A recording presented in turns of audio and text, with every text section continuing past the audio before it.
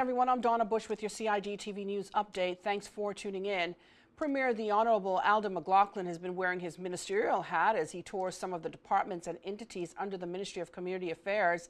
Mr. McLaughlin advised staff members in his ministry that the first 3 months have been challenging as his administration works to get the country back on course. And while he desired to meet with them sooner, timing would not have allowed him to do that. He said he wanted to meet with them all to better understand their needs, challenges, and desires before the budget for the 2013 fiscal year is finalized. Premier McLaughlin toured the Family Resource Center, the Counseling Center, the Department of Children and Family Services, and Maple House. Mr. McLaughlin told staff he is cognizant of his responsibilities as Community Affairs Minister.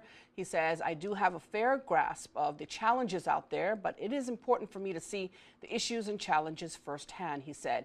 If it wasn't for the hard work and dedication of the staff of Children and Family Services, Cayman wouldn't be an ideal place to live. The Honorable Premier and Acting Chief Officer thanked all staff for their efforts. The Premier continued his tour on Friday. We'll have that coverage for you on CIG TV News Update on Tuesday evening.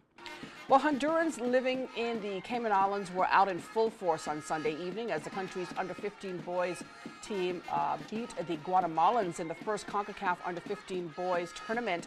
The Truman-Bodden complex saw a good crowd of supporters cheering for the Central American team as they went up against their neighbors from Guatemala.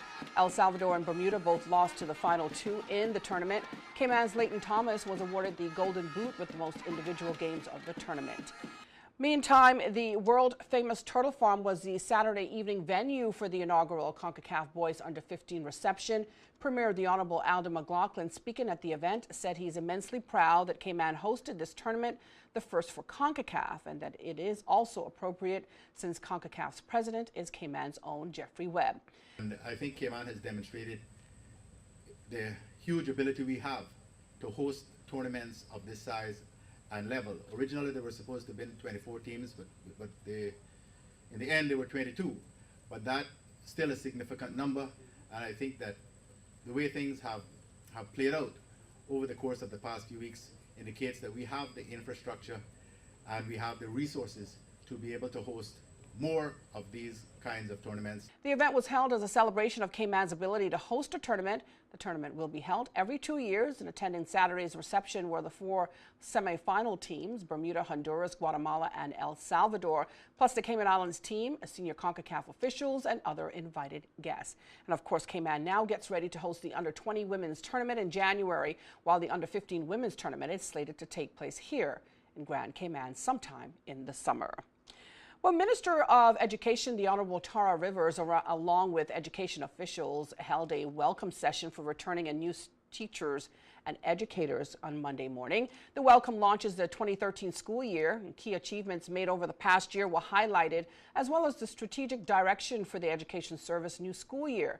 That was also established, and as well, existing and new opportunities at the Cayman Islands Further Education Center, or CIFECT, were discussed at the morning event. The annual Education Professionals Welcome was held at the Mary Miller Hall.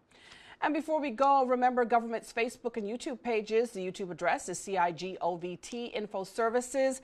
The Facebook address is Cayman Islands Government. That's, of course, if you missed any of our news update, as well as to get the very latest in government and community news. Of course, don't forget to tune into Radio Cayman's Talk Today show with Sterling Dwayne Ebanks daily. That starts at 12:15. On Tuesday's show, Dorothy Davis, Dr. Rosemary Laird, and James Smith will all be on to discuss Alzheimer's, and Mrs. Ramona Melody will talk about the island's library services on all 3 islands. And of course, don't forget the open line for you, the listeners, to call and make your comments.